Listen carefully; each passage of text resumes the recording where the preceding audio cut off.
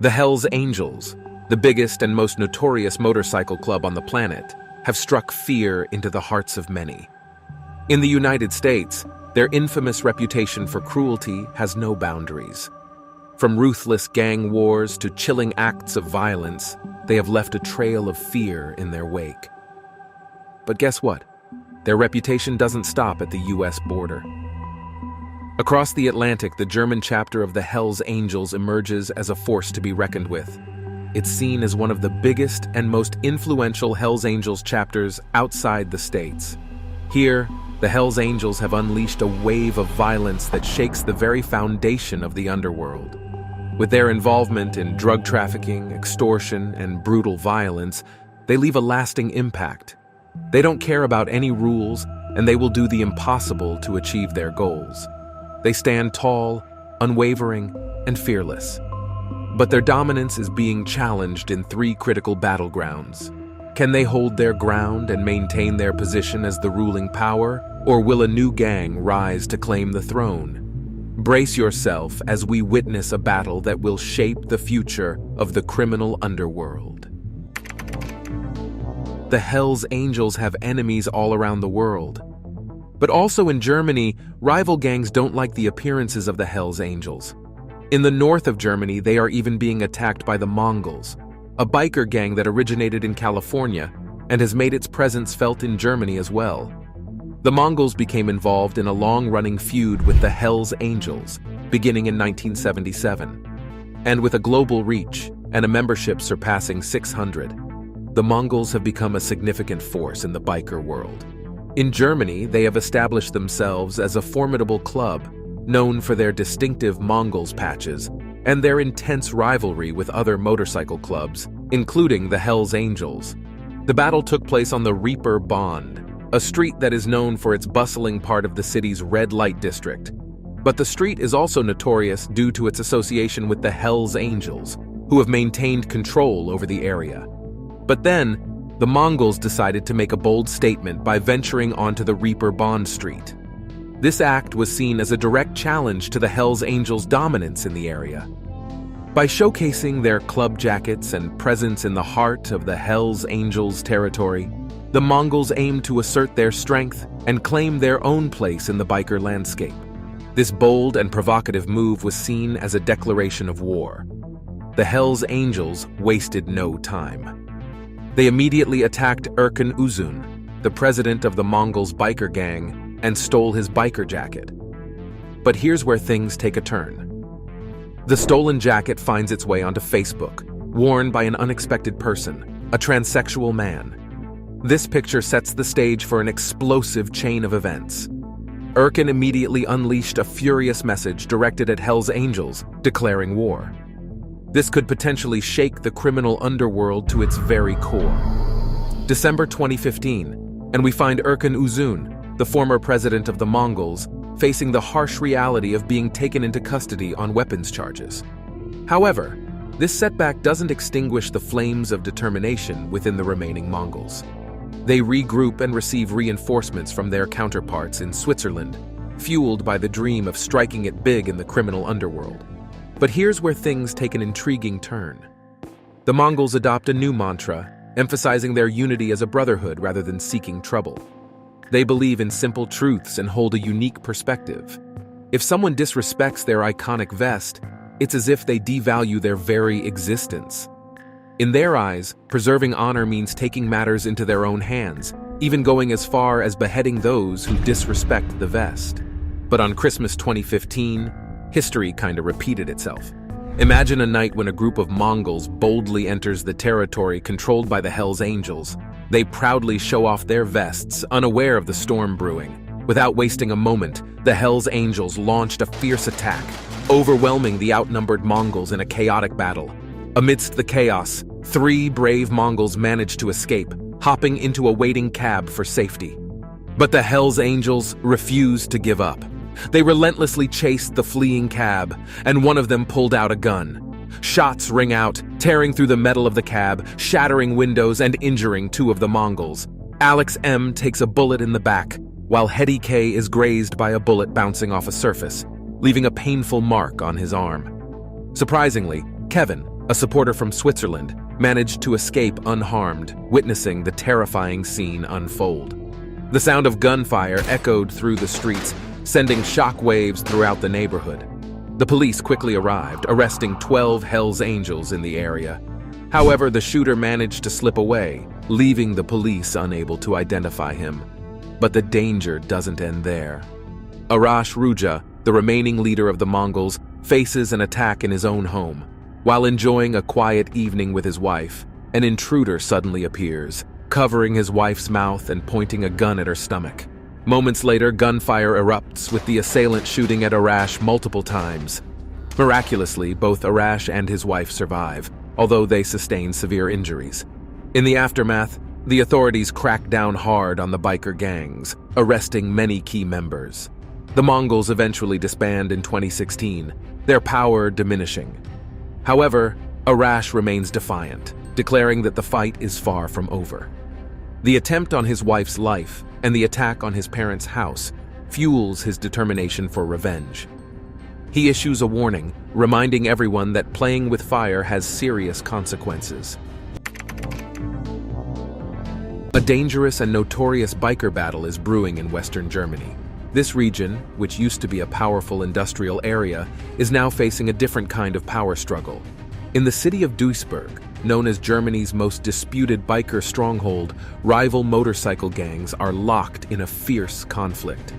One of the most intense regions is the Red Light District, an area where profit and pleasure collide, and where rival motorcycle gangs have been locked in a tense standoff for years. Things get even more intense as young men from immigrant backgrounds join these gangs. One such gang is the Satudara, which originated in the Netherlands from Indonesian immigrants. 2012 was a tough year. Gang wars erupted on the streets of Germany, leaving no one safe. It was at this time that the Dutch gang Satudara expanded its operation into Germany. They chose Duisburg as their headquarters. Right after they entered Germany, Ali Osman, better known as the Godfather, was crossed as the German president by the Dutch bosses. He was in charge of this region, and he was going to lead Satudara in Germany. Little did he know that he had to prove himself straight away. But in the streets of Duisburg, there is only room for one gang. The Hells Angels weren't planning to let this happen. Immediately after this event, the Hells Angels and Satudara attacked each other with firearms, knives, and knuckle dusters. In an instant, things turned into a bloody mass fighting. And although the Hells Angels have an unbreakable reputation, Satudara doesn't hold back either. In August 2012, they even throw a splinter grenade in the clubhouse and a betting office of the Hells Angels in Duisburg, ready to conquer the almighty gang. But then, the bloody war takes a turn. Ali Osman, the German president of Satudara, became a state's witness. The police start an investigation on Satudara and the events. Satudara became a notorious gang in a split second. Anyone had to follow strict rules. For example, if you were kicked out of the club for any reason possible, you had to buy your way out for more than 5,000 euros. Were you caught drinking without their permission? You had to pay 100 euros. All strict rules for a very strict reign. But later that year, Ali Osman was arrested for drug trafficking and smuggling a Kalashnikov. He had to testify and ended up behind bars for 6 years. Based on his testimony, authorities banned Satudara in May 2015. But like you know, gang members don't really care about rules and authorities. How long will it take before one of them will provoke a situation and other members will rise up? Will you ever be safe? As one of the biggest and most influential Hells Angels chapters outside the States, there are various places in Germany that are known as a battleground between biker gangs. One of these places is Leipzig, located in East Germany, close to the Czech border. Here, a fierce battle rages between two rival groups: the notorious Hells Angels, comprised of seasoned veterans, and the United Tribunes, a group of young upstarts hailing from immigrant backgrounds. While the United Tribunes may not ride motorcycles like traditional bikers, they exude a rebellious spirit akin to rockers. Their distinctive style mirrors that of the legendary Hells Angels, making a statement wherever they go.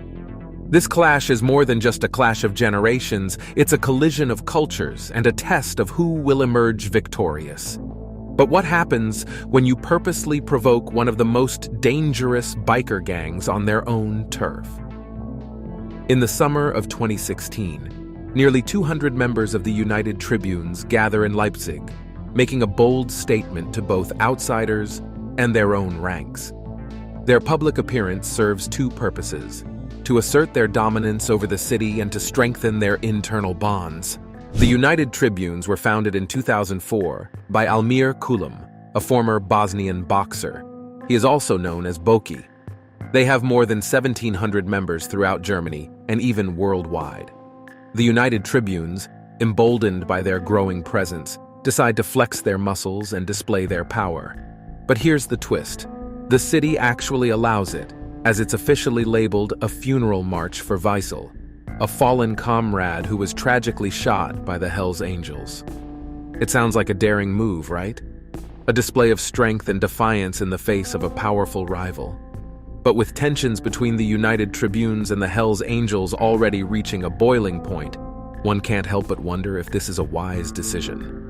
Will this provocative act only escalate the situation further?